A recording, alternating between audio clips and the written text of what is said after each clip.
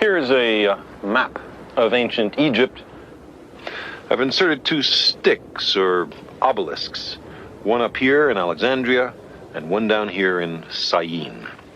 Now, if at a certain moment each stick casts no shadow at all, that's perfectly easy to understand, provided the Earth is flat. If the shadow at Sagan is at a certain length, and the shadow at Alexandria is the same length, that also makes sense on a flat Earth. But how could it be, Eratosthenes asked, that at the same instant there was no shadow at Sagan and a very substantial shadow at Alexandria? The only answer was that the surface of the Earth is curved. Not only that, but the greater the curvature, the bigger the difference in the lengths of the shadows. The sun is so far away that its rays are parallel when they reach the Earth.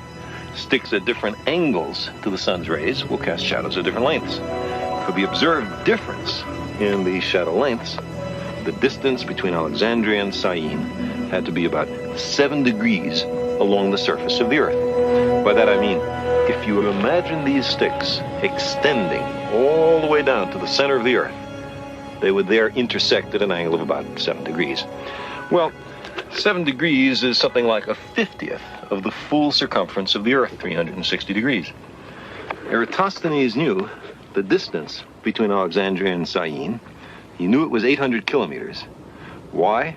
Because he hired a man to pace out the entire distance so that he could perform the calculation I'm talking about.